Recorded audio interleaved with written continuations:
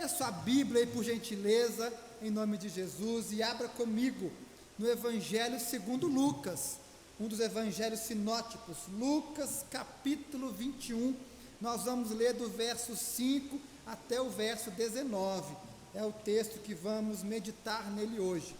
Lembro que aprendi com um professor meu, que ele dizia, se por algum motivo a sua pregação não for boa o suficiente para abençoar o ouvido daqueles que te escutam, leia a palavra, que pelo menos assim, pela leitura da palavra, eles serão alcançados e abençoados. Então vamos ler hoje todo o texto, que nós vamos meditar sobre ele.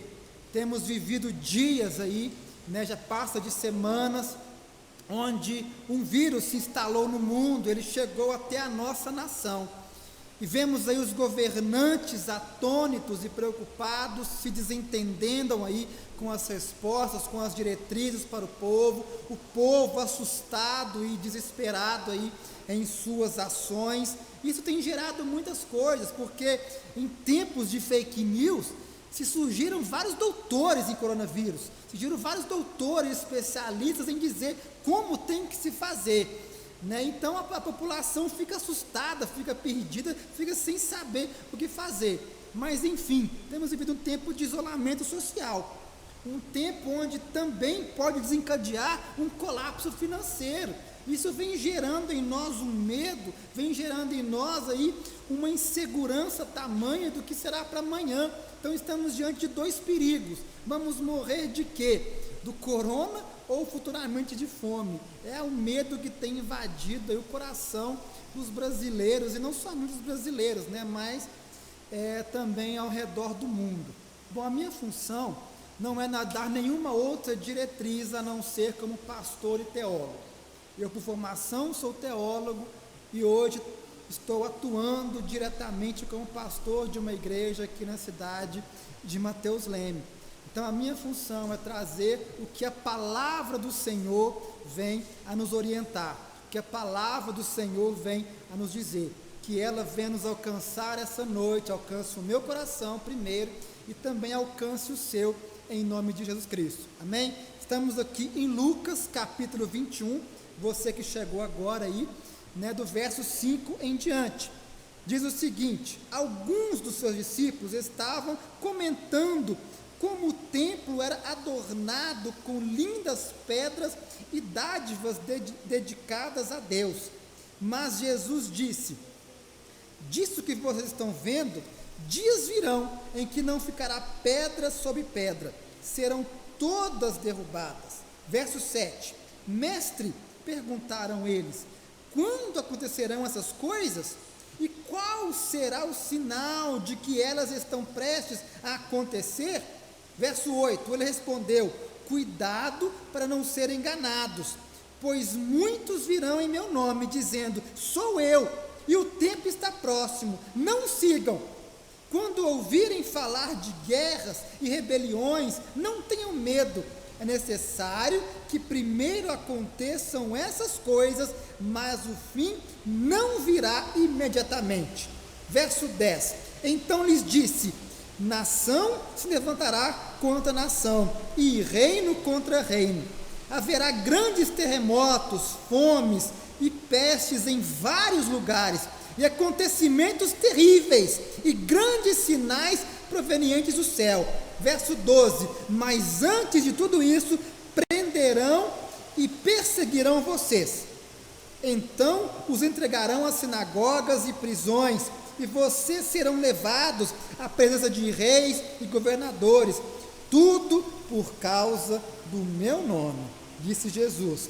Verso 13, será para vocês uma oportunidade de dar testemunho, mas convençam-se de uma vez que não devem preocupar com o que dirão, para se defender, pois eu lhes darei palavras de sabedoria, a que nenhum dos seus adversários os será capaz de resistir ou contradizer. Vocês serão traídos até por pais, irmãos, parentes e amigos, e eles entregarão alguns de vocês à morte. todos odiarão vocês por causa do meu nome, diz o Senhor. Contudo, nenhum fio de cabelo da cabeça de vocês se perderá. E perseverando que vocês obterão a vida. Feche seus olhos mais uma vez, eu te convido aí, em nome de Jesus Cristo. E vamos orar. Ó Deus e Pai, te pedimos, ó Pai, que este último sermão de Jesus aos seus discípulos, essas últimas palavras dele, ó Pai, venham também nos alcançar agora, essa noite, que ela venha, Pai, ter valia, ter valor, que ela venha se tornar rema no meu coração e também no coração dos meus irmãos e irmãs, trazendo a nós, ó Pai, a instrução a qual devemos ter para esses dias sobre nós, em nome de Jesus Cristo. Amém. Esses últimos dias, meus queridos, eu tenho recebido muitas perguntas, muitos nossos irmãos que eu tenho liberdade, alguns me procuram no particular, outros, através dos aplicativos, perguntando, pastor, o que a Bíblia diz sobre isso? O que eu devo fazer? O que a palavra do Senhor nos conta e nos orienta acerca dessas coisas? Sabe, eu lembrei desse texto aqui de Jesus, que ele comenta que ele estava ali com os seus discípulos e eles ali admirados com o templo. Com o templo, eu falo o templo físico, de tijolos, de parede, com a estrutura ornamental do templo. Olha como aqui foram colocadas pedras maravilhosas, olha como aqui tem pedras caras, bonitas, como ele foi bem ornamentado. E Jesus vira para aqueles discípulos e fala assim: estão admirando isso aí? É isso que impressiona vocês? É que vai chegar uns dias aí, um tempo, que não vai sobrar nenhuma, tudo vai virar pó, vai virar ruína, não sobrará nenhuma sobre outra. Fala que eles ficaram ali na hora em silêncio, e o evangelista Marcos, desse mesmo texto aqui que é escrito em Mateus também, e também no evangelista Marcos, ele nos comenta que depois, à noite, quando eles se retiraram para descansar, já lá no jardim de Getsêmani, fala que o Pedro, o Tiago, o João e o André, que eram os mais próximos ali, os mais íntimos, perguntaram em particular: o mestre, o senhor comentou algo de manhã conosco lá, na parte da manhã, que não sobrará nada no templo. O senhor falando de quê? Quando que será isso? Quando que isso vai acontecer? Dá para o senhor nos avisar, para a gente ficar preparado? Dá para o senhor poder adiantar para a gente, nos ensinar? E fala que Jesus aqui elabora então um sermão chamado o sermão escatológico de Jesus, que foi praticamente um dos últimos sermões que ele ministrou, uma das últimas palavras, foi na semana que antecedia a sua traição. Então ele comenta isso com os discípulos aqui e começa então a ensiná-los, a dizer sobre como procederia ali o final dos tempos, como procederia os dias dali em diante. Esse sermão, pelos nossos teólogos, foi classificado em um sermão de 4 partes, ele foi dividido em 4 partes. A primeira parte você encontra, que nós acabamos de ler, do verso 8 aqui até o verso 19, que fala que é o período das calamidades, que é a primeira parte, o primeiro período, o primeiro ponto desse sermão de Jesus aqui, que ele fala do período, que vai trazendo só calamidades, destruições aqui para a terra e para os moradores dessa terra, que vai do verso 8 até o verso 19, que acabamos de ler. É o que nós vamos nos ater hoje, tá? Hoje nós vamos ficar nesse ponto, que será o nosso ponto-chave. Mas já vou te adiantar aqui, para que você não fique curioso aí, pensando depois do que seria os demais 3 pontos. O segundo ponto, que ele vai do verso 20 ao verso 24, ele fala de um grande sofrimento e de uma tribulação enorme, que também a humanidade e a terra passaria. O terceiro vai do verso 25 até o verso 28, é um trecho menor, que ele fala de do retorno de Jesus em glória, quando ele virá agora não mais para sofrer, não mais para padecer, não mais simplesmente para inaugurar o reino dos céus, mas não mais para morrer pelo meu e seu pecado, não mais como cordeiro mudo, mas agora ele virá em glória, ele virá para reinar, ele virá para governar, ele virá com autoridade. Então é o que conta aqui os versos 25 a 28. E por final, o último ponto deste sermão aqui, que vai do verso 29 ao 36, ele fala da exortação à vigilância. Então o Senhor nos fala assim agora: vigiem, porque o tempo se aproxima.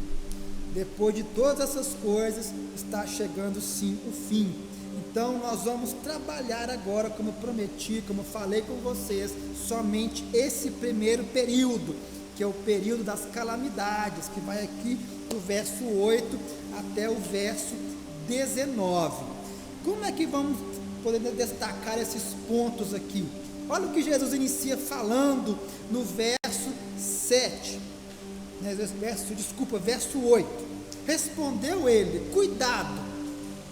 A primeira resposta: cuidado para não serem enganados, pois muitos virão em meu nome, dizendo sou eu, e o tempo está próximo, não o sigam. O que Jesus está falando? Não é o fim, não é o fim, porque muitos vão aparecer agora se aproveitando da oportunidade, querendo dizer que sou eu. Eu confesso que é uma fala estranha de Jesus aqui, para o contexto e o período em que ele vive. Estamos vivendo aqui um período onde Jesus, que veio como Filho de Deus, havia sido rejeitado pelos seus. A sua própria família, os seus próprios irmãos e irmãs, e até mesmo mãe, não criam nele como Salvador, não ouviam como o próprio Filho de Deus, como o próprio profeta. Como então que ele poderia, então, pessoas depois o seguindo, dizendo: sigam-me, eu sou Jesus, sendo que nem quando ele estava lá, as pessoas o davam ouvidos. Acredito que se essa fala fosse de um homem comum, poderíamos chamar de maníaco. Alguém que iria imitar, alguém que depois teria uma morte horrível, uma morte como um malfeitor, como um bandido, como um ladrão. Foi a morte que Jesus sofreu, e ele sabia que dentro de pouco tempo ele passaria por isso. Então como que ele poderia dizer que mesmo ele sendo rejeitado, sendo humilhado, que futuramente as pessoas iriam querer imitá-lo? Estamos falando de um grupo que, Jesus fala aqui para os 12, sendo que desses 12, um iria traí-lo, outro iria negá-lo, e os outros 10 iriam fugir. Então como que as pessoas iriam dizer: sigam a mim, que eu sou esse homem a quem um traiu, o outro negou e os 10 outros fugiram? Então estamos falando aqui de um homem onipotente, de um onisciente, que um que saberia que todas as coisas daqui para frente. Estamos falando de uma profecia aqui verdadeira. Continuando aqui no verso 9 e 10, lê comigo aí: quando ouvirem falar de guerras e rebeliões, não tenha medo. É necessário que primeiro aconteçam essas coisas, mas o fim não virá imediatamente. Então lhes disse: nação se levantará contra nação, reino contra reino. Sabe, Jesus fala aqui, vai passar um tempo que vai começar a acontecer muitas rebeliões e guerras no meio de vocês. Muitas rebeliões irão acontecer no meio do povo, muitos levantes populares, muitas guerras, nações contra nações, cidades contra cidades, países entrando em guerra. Sabe, se você, juntamente comigo, fizer uma análise dos últimos anos não, dos anos todos que a Terra viveu, que a humanidade viveu, não há período sequer que não houve divisões, discórdias. Isso era comum em Israel. A história de Israel fala de muitas guerras no Antigo Testamento. Só que, no entanto, esse período que Jesus vivia na época, no ano 30, onde ele cita esse caso aqui, Roma havia dominado. Roma é um império muito forte, tinha um exército muito poderoso, e Roma que dominava o mundo naquela época. E Roma tinha estabelecido a Pax Romana, que era paz entre os seus aliados. Todos aqueles que na época era quase toda a humanidade, quase todas as províncias e povos que eram aliados a Roma, devido ao seu poder, vigor e força, a sua majestade, a sua soberania. As nações haviam se aliado a Roma. Então Roma estabelece então a Pax Romana, ou seja, ninguém briga, ninguém discute. Quem está conosco, todos devemos viver em paz. Então havia uma falsa paz aqui. Havia aqui então uma falsa brandura, onde não se poderia entrar em guerra, deveria se viver em paz. Então como que Jesus poderia profetizar então, se não fosse aquele onisciente, que futuramente haveria guerra, se era proibido ter guerras, se era proibido ter rebelião, se era proibido ter levantes e motins. Se você começar a observar a história, 40 anos depois, 40, 50 anos aproximadamente, Nero quer erigir uma cidade em seu nome, em sua homenagem. Ele queria agora fundar a Nerópolis. Só que, a capital de Nero, só que ele não poderia fazer isso sem antes destruir Roma. Porque se ele constrói uma cidade, por mais linda, por mais majestosa, por mais gloriosa que ela fosse, ela não conseguiria abafar a glória e o glamour de Roma. Então o que deveria acontecer? Nero tinha que primeiro conseguir destruir Roma. Ele tinha que primeiro destruir Roma. E então o que ele faz? Pouco tempo então, atribuiu-se a ele o incêndio em Roma. Roma foi incendiada. Os estudiosos dizem que foi a mando de Nero, mas para que não arrumasse então confusão, não arrumasse ainda mais brigas, e Nero então não fosse aí atacado por Roma, ele tinha um álibi. Ele arrumou agora um inimigo para Roma. Quem que era esse inimigo? Eram os cristãos.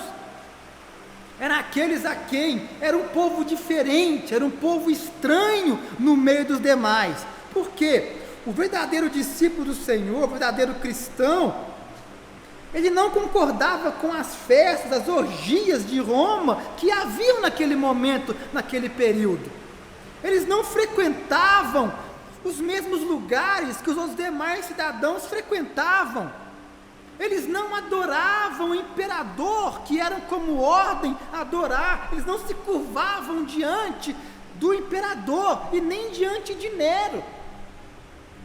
E ainda por cima, eles se reuniam em locais secretos, que para muitos era para comer carne viva e beber o sangue de outras pessoas, que era como eles entendiam quando eles celebravam a ceia.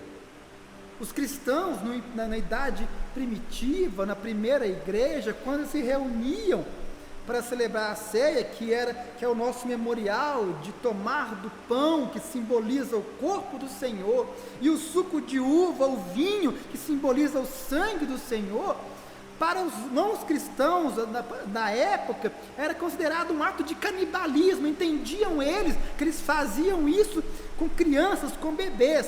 Então era um povo estranho, era um povo esquisito, era um povo que era chamado povo rebelde. Então era um inimigo que para Roma era fácil de se identificar. Então o que Nero faz? Atribui o incêndio a Roma aos cristãos. Então aqui começa a haver uma grande rebelião, uma grande revolução, um grande ataque e perseguição aqui também aos cristãos.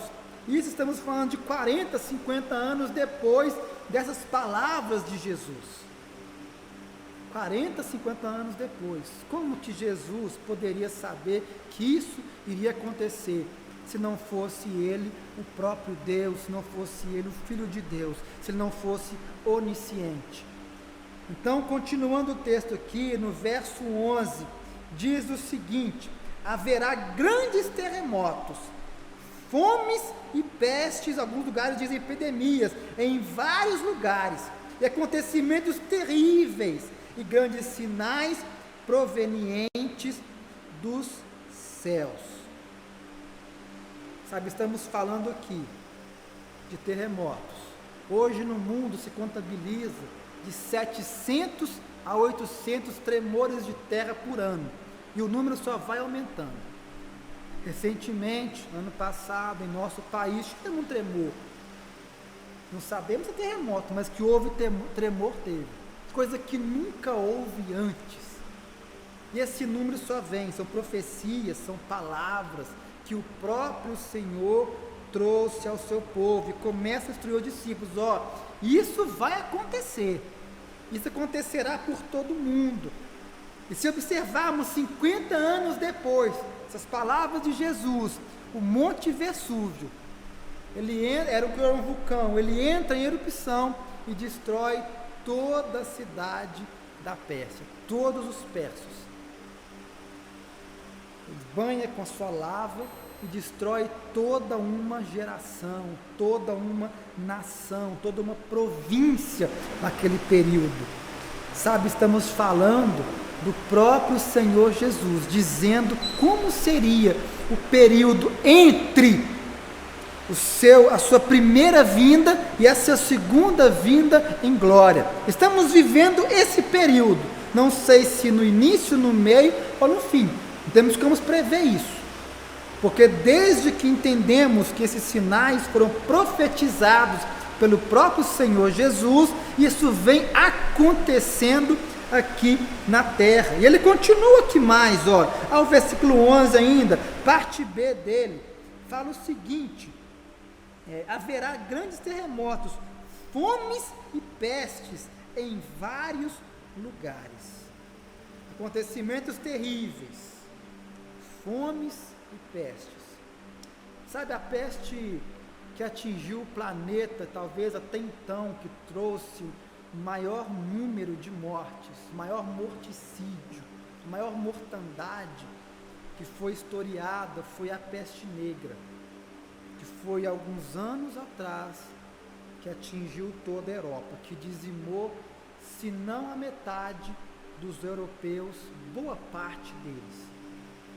Hoje temos vivido um período também que chamamos de pandemia, onde um vírus, que se torna aos nossos próprios olhos quase que invisível, um vírus que microscópico, mas com um poder de contaminação tão grande, e que tem assustado e trago mortes a tantos países, a tantas pessoas durante o mundo.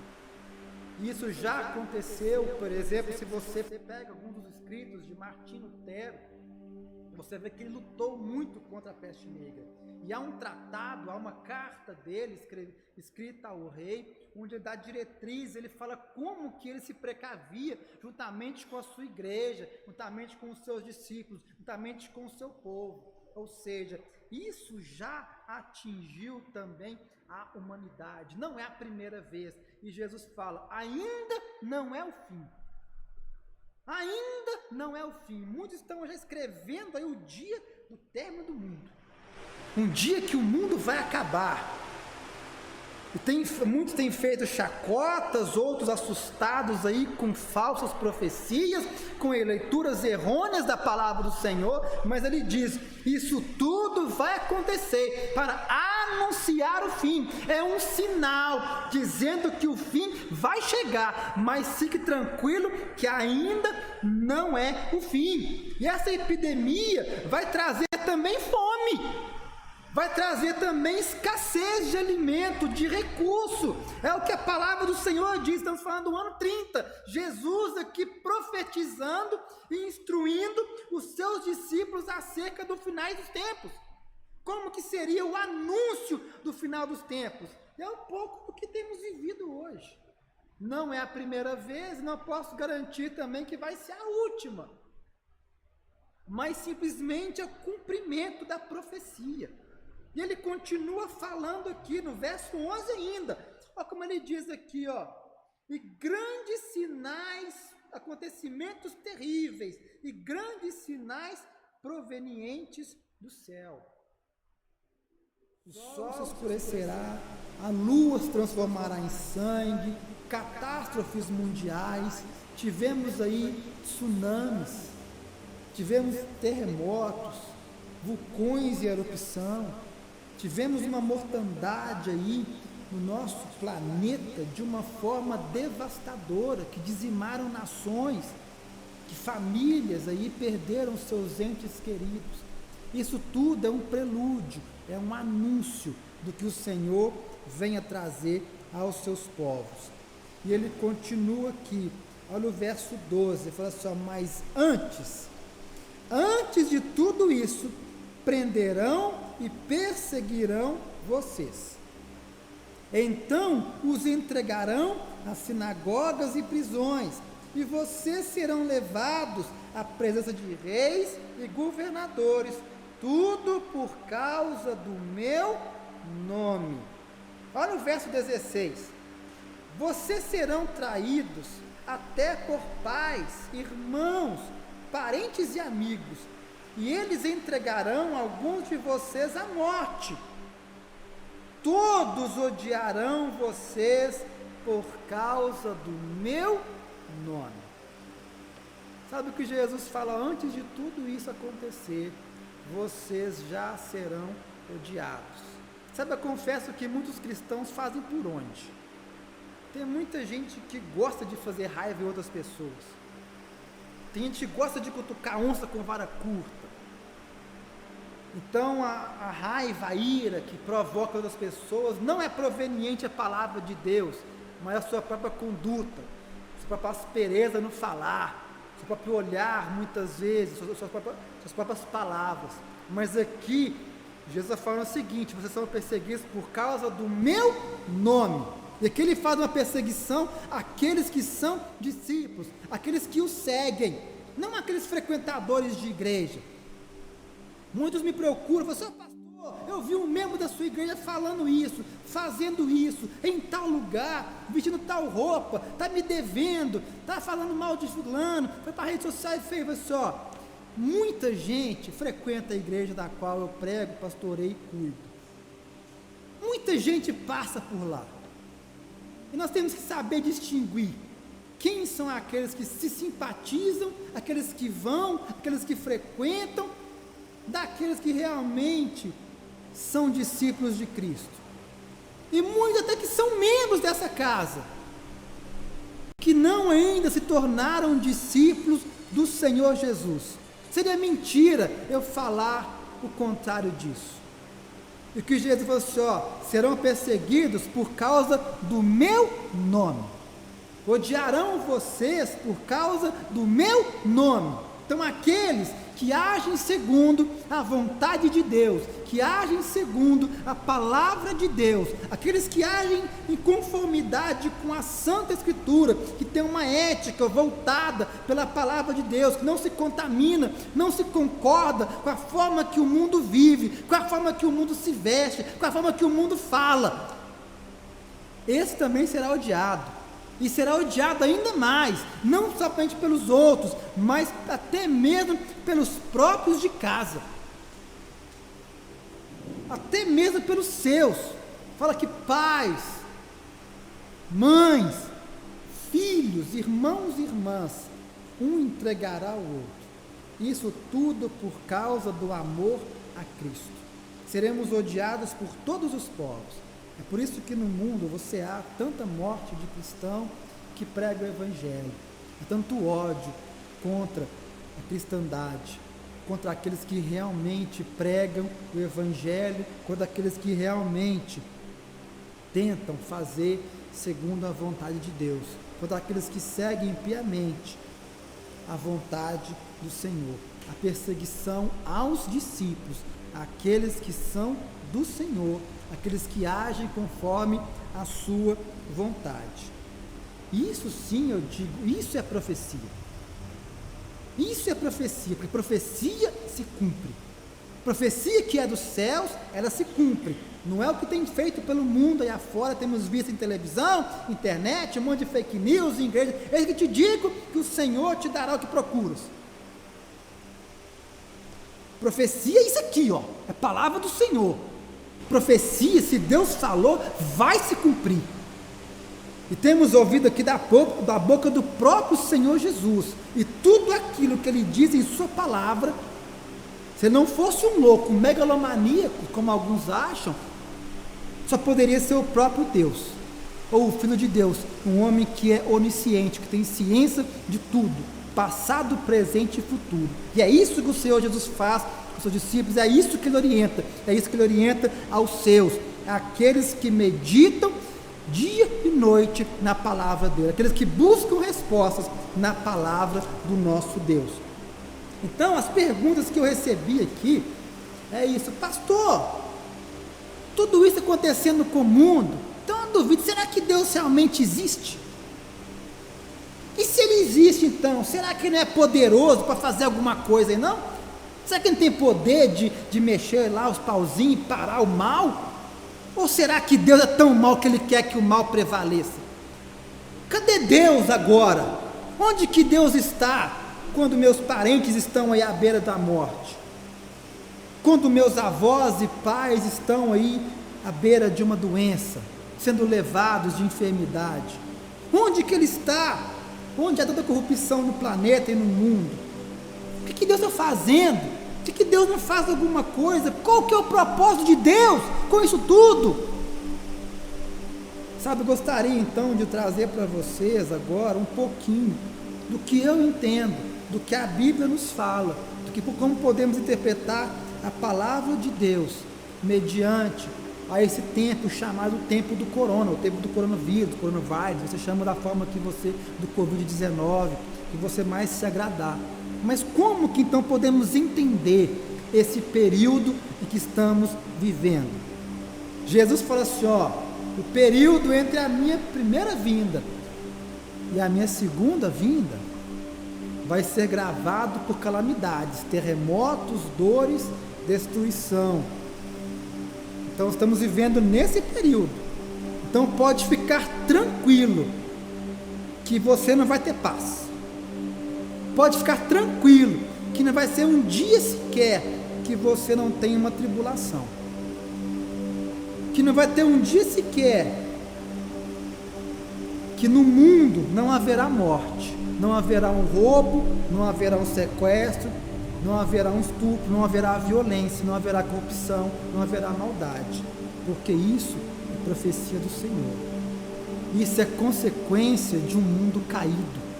Isso é a consequência do pecado que entrou na terra e que nós continuamos a deixar essa porta aberta. Então o mal entra e sai e faz o que bem lhe provém, mediante a porta que nós abrimos através do pecado. É isso que vai marcar esse período entre a primeira e a segunda vinda do Rei dos Reis, Jesus Cristo de Nazaré. Então, meu irmão, fica tranquilo, não existe país perfeito, não existe cidade perfeita, não existe um mundo perfeito, porque estamos falando de um mundo que jaz no maligno. Isso são palavras do próprio Senhor Jesus para nós, uma palavra tão atual nos dias de hoje, uma palavra tão verdadeira e tão séria.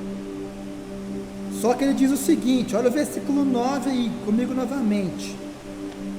Quando ouvirem falar de tudo isso, não tenha medo, pois ainda não é o fim.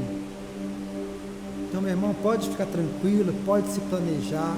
Você que planejou aí comemorar o seu aniversário, teve que parar por esse período de isolamento social, pode reagendar para quando voltar. Pode ficar tranquilo que não é o fim.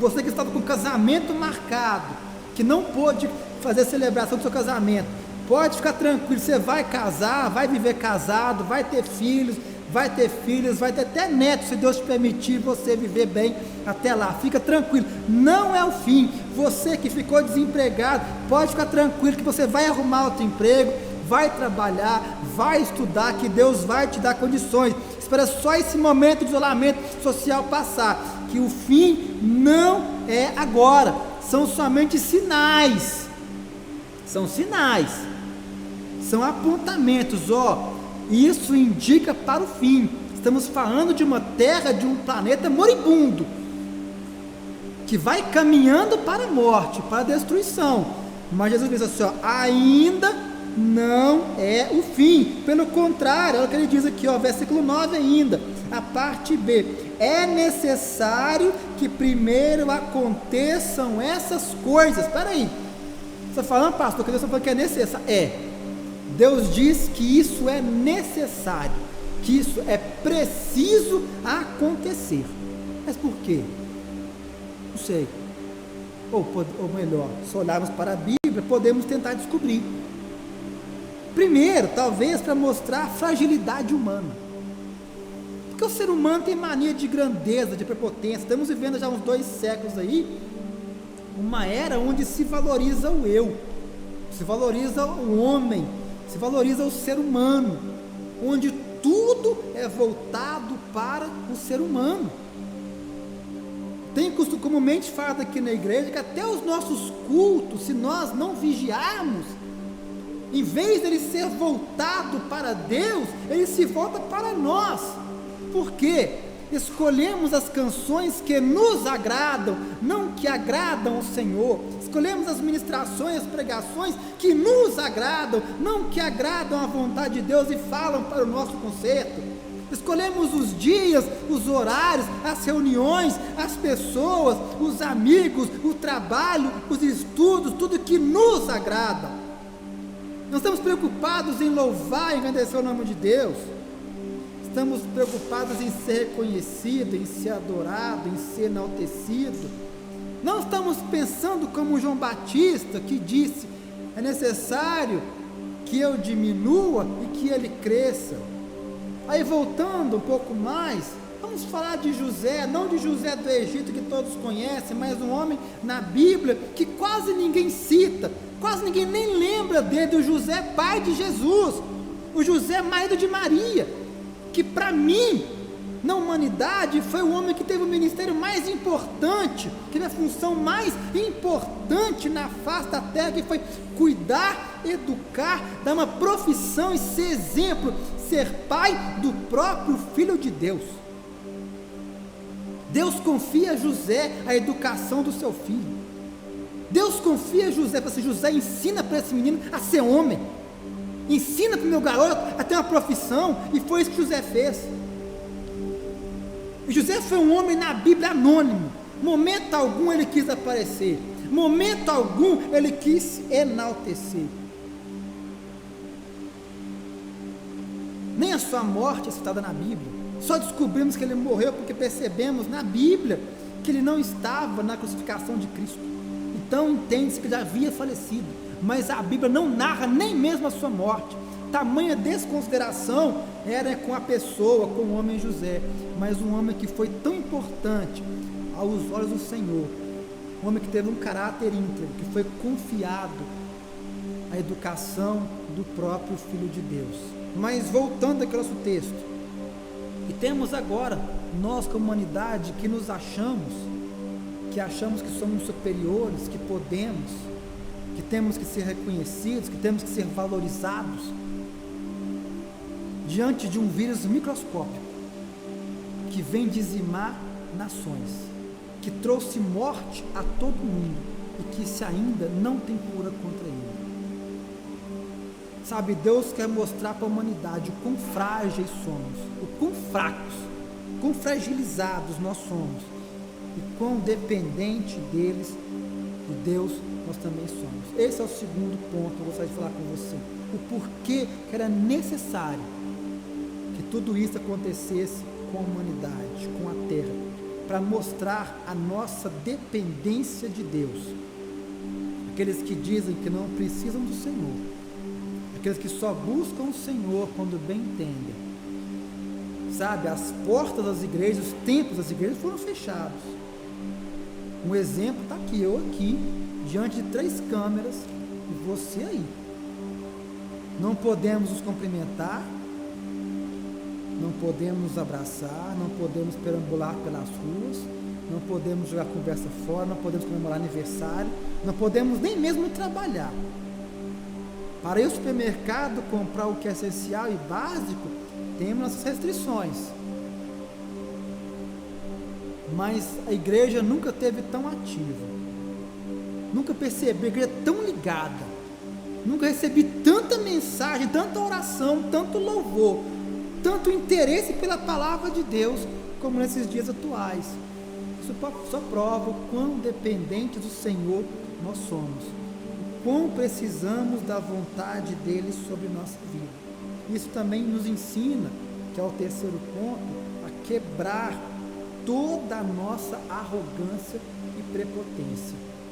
Quando o ser humano adoece, quando o ser humano é fragilizado em alguma área, ele começa a quebrar a sua arrogância, ele começa a depender de outras pessoas, então ele começa a ser mais humilde. E aqui nós podemos perceber isso acontecendo. Então, por isso que Jesus fala, é necessário que isso aconteça. O quarto ponto que eu quero falar com você é que isso mostra o quão difícil, o quão maligno foi o pecado sobre a humanidade. Quando Adão peca, Deus diz a Adão: Adão, maldita seja a terra por sua causa.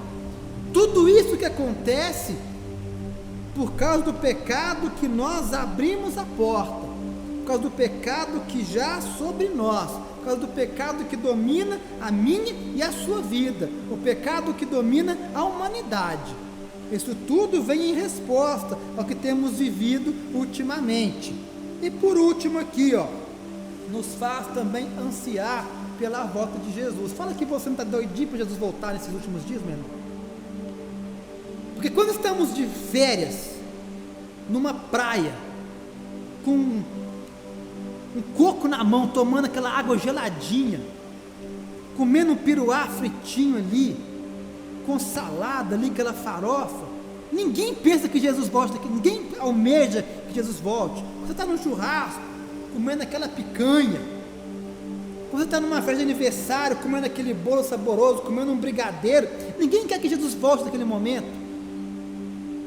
Mas quando estamos na miséria, quando estamos confinados, quando somos privados dos nossos direitos, quando somos limitados e vemos o caos a ser instalado, clamamos pela volta de Jesus. Então isso nos faz ansiar ainda mais pela volta dele. Isso é um dos propósitos da qual esse tipo de coisa haveria de acontecer. Então, para a gente encerrar aqui, quais seriam as atitudes por mim e por você a serem tomadas? Primeira coisa, meu irmão, minha irmã, pare de julgar Deus. Pare de falar que Deus é isso, Deus é aquilo outro, Deus devia fazer aquilo, Deus não fez aquilo outro. Você não conhece os planos e propósitos eternos do Senhor. Somos uma pequena peça de quebra-cabeça, onde só o Senhor é onisciente, onde só Ele é onipotente, onde Ele enxerga todo o cosmos. Somos como se fosse um grão de areia. Não temos ciência dos desdobramentos disso sobre nem a nossa cidade, quanto mais a nação e o planeta. Não conhecemos os planos e os propósitos divinos para tudo isso. É como você pegar um quebra-cabeça de 5.000 peças e pegar uma peça, você não sabe nem onde encaixá-la para começar. Então pare de julgar Deus. Pare de achar que Deus é aquilo outro, que não fez isso, é aquilo outro. Se submeta à vontade e à soberania dele. Amém? Segunda coisa, pare de julgar também as vítimas. É lógico sim que toda a humanidade perece por causa do pecado. Mas não quer dizer que aquele que adoeceu, aquele que morreu, aquela família que sofre, aquele que ficou desempregado, aquele que passa fome, é mais pecador do que você, do que eu, ou do que aqueles que não sofrem. Quem disse que a pandemia vai pegar, o vírus só vai pegar aqueles que merecem? Quem diz que o mal só vem àqueles que nós achamos que merecem o mal? Quantas pessoas que julgamos boas, que julgamos pessoas íntegras e corretas, sofrem aí violência, sofrem aí calúnia, sofrem aí com fome, com desespero? Quantas vezes nós sofremos e achamos que o nosso sofrimento é injusto? Então pare de julgar as pessoas por aquilo que com elas acontece. Pare de julgar as nações que sofrem. Você não conhece os planos e propósitos do eterno, do soberano e do onisciente Deus. Terceira coisa, aprenda a se compadecer daqueles que sofrem. Temos aí espalhado vídeos pelo mundo inteiro, vídeos pelo WhatsApp, pelo Facebook, pelo Instagram, pelo YouTube. Nunca se usou tanta internet como se usa, tanto aplicativo como se usa nesse momento. Agora pergunto, o que você tem feito pelas pessoas que sofrem? Quem você tem ajudado? Ah, pastor, eu oro, tá, mas tem hora que oração não resolve, não. Quando alguém está com fome, não adianta eu orar com a mão na cabeça, ó Deus abençoe, tem que dar um prato de comida. Quando alguém está com frio, eu não posso Deus a queda, eu tenho que dar uma blusa para ele vestir, um cobertor. Então, o que nós temos feito? Sabe, estamos falando que o nosso grau de risco maior é dos idosos. O que temos feito para protegê-los? O que você tem feito para proteger os seus idosos? Ou os seus vizinhos que são idosos? Tem se oferecido, pelo menos, ir no supermercado para um deles, na padaria, para ajudá-lo com alguma coisa? Sabe, a palavra do Senhor nos ensina aquele que tem o privilégio, a oportunidade de fazer o bem e não faz, peca. Nunca tivemos tanto ócio hoje na humanidade como temos tido. Ajude aqueles que precisam de ajuda. Reflita também sobre o seu pecado, sobre o que o seu pecado, que a nação tem feito. Quando for orar ao Senhor, ore. Peça perdão ao Senhor pelos pecados cometidos.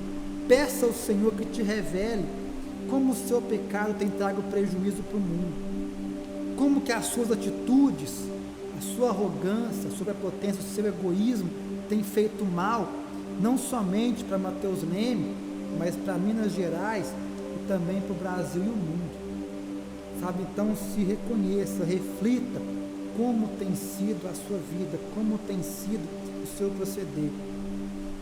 Sabe uma coisa que eu faço também, que eu falei aqui? Humilhe-se diariamente diante de Deus.